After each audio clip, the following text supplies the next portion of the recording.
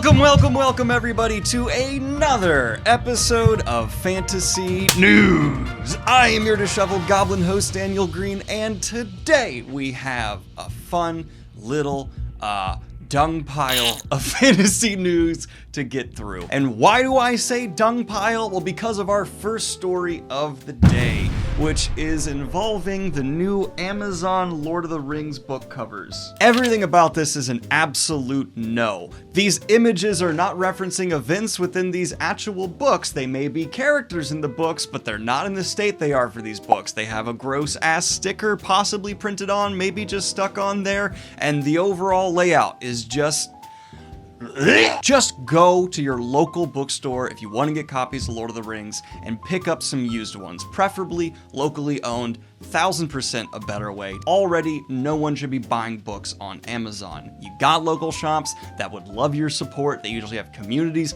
hell, local libraries, and the best part is they're much less likely to have an edition like this, and they're much more likely to have an actually illustrated, relevant to the contents of the book cover. It's just so tasteless. Of course, if you like them, I get it. No ill will towards you. It's just my honest reaction to them. I hope you don't fault me for that.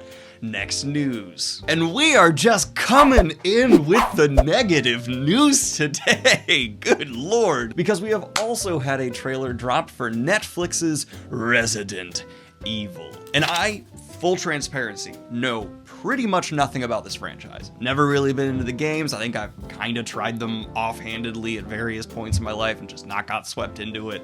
I've never seen the movies. It's not really my bag of beans. So I saw this trailer and went, that looked pretty different than anything I've seen from Resident Evil, but doesn't look bad. I'm fine with it. But then I scrolled in the comments and wow, everyone apparently who is a Resident Evil fan is very not happy with this because it seems extraordinarily not representative of the material they're pulling from. So I can't really weigh in on whether or not that's the truth or not. All I can say is it's what I'm reading in the comments. Good lord! That was a bucket of negative, and I want to pull into something wholesome, so we're gonna do that right away. Kitty Aqua has officially been welcomed into the Doctor Who community by the doctors themselves, and if you would like to see something extraordinarily wholesome, of course, in the links down below I will have linked a video where he is being welcomed in by Sylvester McCoy, and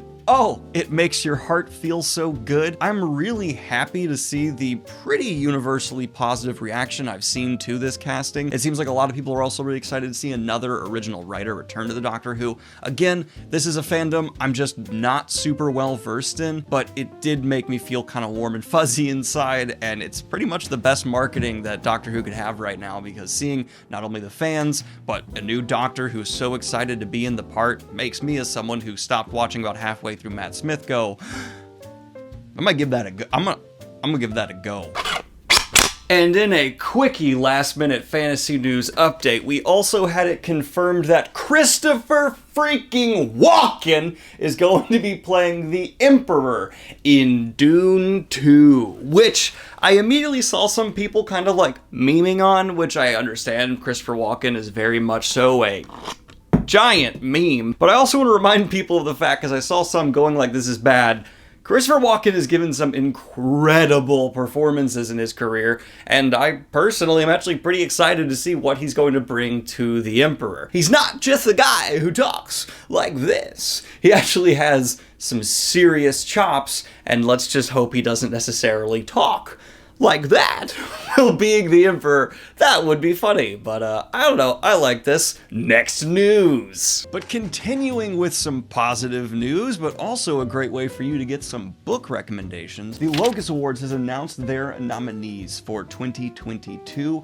and holy smokes, if you would like a great recommendation list of recent releases, that's actually, in my opinion, the best usage for award ceremonies. I don't really care who typically wins, but it's a way I like to pick out people from the crowd, as that might be a particularly good read, and I'll just add all the nominees to my TBR. So if you're looking for something sci-fi, fantasy, or horror related, it might be a great idea to go ahead and check out and just scroll through all these nominees, especially in the novella section. I definitely recommend reading some novellas. If you're in a reading slump, it's a fantastic way to get out of it. Go ahead and check it out. That's just my recommendation and pretty much why I'm covering it. I have secondary motivations, and it's to get you to read more.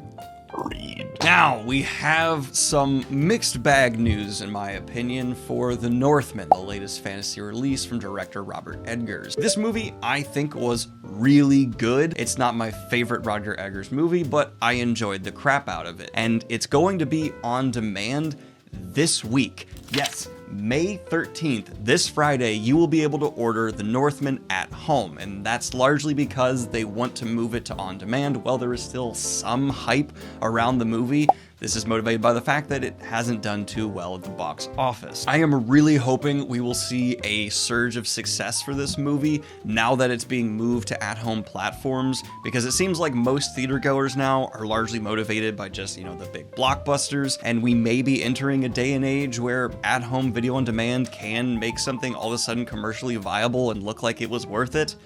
Please? I mean, that used to be the case with VHSs. We got a lot of sequels because stuff sold like hotcakes when it came to the VHS or would fly off the rental shelves, and I'm really hoping that will be a precedent set for on demand as well, and we can get more projects from stuff like The Northman. But basically, I'm bringing this to your attention to say, hey, if you want an at-home date night, I recommend getting The Northman on demand. You're certainly going to have strong opinions on it, one way or the other, and those are the best kind of movies to get into. And for my cult classic fans, we got good news for the Toxic Avenger remake starring Peter Dinklage coming down the road, and that has been given a hard R rating for strong violence, gore, language throughout, sexual references, and brief graphic nudity. That lives up to the Toxic Avenger legacy, yep, except I wouldn't say brief graphic nudity for the original Toxic Avenger, but it seems still within the ballpark, so if you're a cult classic horror sci-fi fan, check this one out,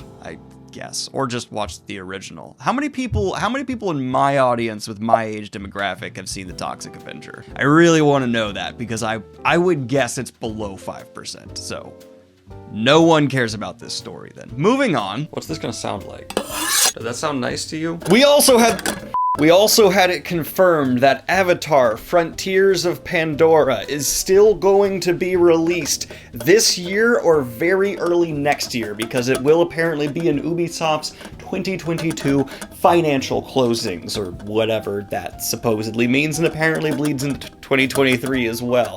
This is advanced knifage, but I bring this to your attention to make a claim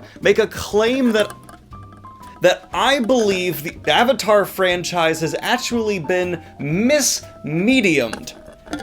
It's literally a tech demo in its premise. This is not me saying the next movie is guaranteed to be bad, but it is me saying that in the recent conversation around medium that's been happening on the channel, I do believe in concept the Avatar franchise fit better as video games first and foremost. There's a whole lot of playability to this story and world and exploration, and the fact this is apparently going to be a first-person adventure game fits right in with what I think is actually a more natural fit for this narrative and premise. So that's my take on the story. Back to the news. We're going to end this fantasy news with a hybrid piece of upcoming sci-fi release and cool fantasy author news, because Joe Abercrombie has actually come out and said he wrote one of the shorts for the upcoming season 3 of Love, Death, and Robots. I am personally very excited to hear that. I loved season 1. Like most people, I thought season 2 was a tremendous step down, and season 3 I am still